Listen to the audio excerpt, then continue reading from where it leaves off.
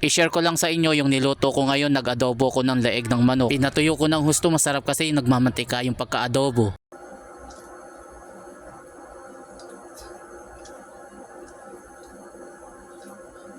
Gabi pa lang inilabas ko na yung leeg ng manok sa freezer para humupa yung yelo. Heto yung lulutuin ko ngayon, medyo makapal yung yelo kaya hindi masyadong natunaw lahat. Nilagyan ko na lang ng tubig para maibabad kahit ilang minuto lang para humupa yung yelo. Tapos iniready ko naman yung mga gagamitin kong rekado sa pagluto tulad ng sibuyas, bawang. Isa pirasong sibuyas na medyo malaki at hiniwa ko lang ito ng maninipis. Tinadtad ko naman ng pino yung bawang. After 30 minutes binalikan ko naman yung nakababad kong karne. Nilagyan ko na rin pala yan ng asin at saka ko naman nilamos, nakakatulong din kasi yun para matanggal yung dulas at saka yung lansa sa karne. After ko malinis tsaka ko naman isinalang sa kawali at hindi ako naglagay ng tubig. Kahit yung mga pampalasa hindi na muna ako naglagay. Magtutubig naman kusayan at patutuyuin ko lang yan hanggang sa lumabas yung sarili niyang taba. Hinalo ko lang saglit para pantay yung pagkakaluto. Siguradong nandito ka na sa bahagi ng aking video, paki-like and share mo naman para madaming makapanood. Pagka kulay dilaw na, ibig sabihin yan yung taba niya. Sinangkotsa ko pa yan ng ilang minuto para lalong lumabas yung mantika niya. At saka ko na lang binawasan yung dami ng mantika. Habang pinapanood mo yung video ko, baka pwede ako maglambing sa'yo, baka pwede naman paki-like and share para madami naman yung makapanood. Hindi ko na hinango yung karne, tinabi ko na lang tapos ginisa ko na yung bawang. Continuous lang ako sa paghalo at nang lumabas na yung amoy ng bawang, inilagay ko na yung sibuyas. Baka hindi ka pa nakapalo sa akin, paki-follow mo na lang ako para updated ka sa mga susunod at wag mo na rin kalimutan na i-like and share. After ng ilang minuto, tsaka ko naman inihalo yung karne. Continuous lang ako sa paghalo at sinangkotsa ko pa ito ng ilang minuto para kumapit ng husto. Bago ako naglagay ng paminta, yung buo yung ginamit ko at naglagay na rin ako ng kaunting soy sauce muna para matansya ko at kung kulang na lang tsaka ko na lang dadagdagan sa huli. Tinansya ko na lang din yung pagbuhos ko ng suka at pakukulan ko lang ito ng ilang minuto. Naglagay din pala ako ng dahon ng laurel para pampabango lang. Kung napadpad ka na dito sa bahagi ng aking video, paki-comment mo naman kung tagasan ka para malaman ko kung saan napapanood yung aking video. Para masarap yung pagka-adobo, ganyan yung ginawa ko, pinapakapit ko muna yung toyo at suka ng ilang minuto. Kapag medyo tuyo na, tsaka naman ako naglalagay ng tubig pero konti na lang yung inilalagay ko. At saka ko na lang uli yan pakukulan hanggang sa magmantika na lang. Bukod nga pala sa hita at pakpak, mahilig din kami bumili ng leeg ng manok. Kahit bumili ka lang ng halagang 100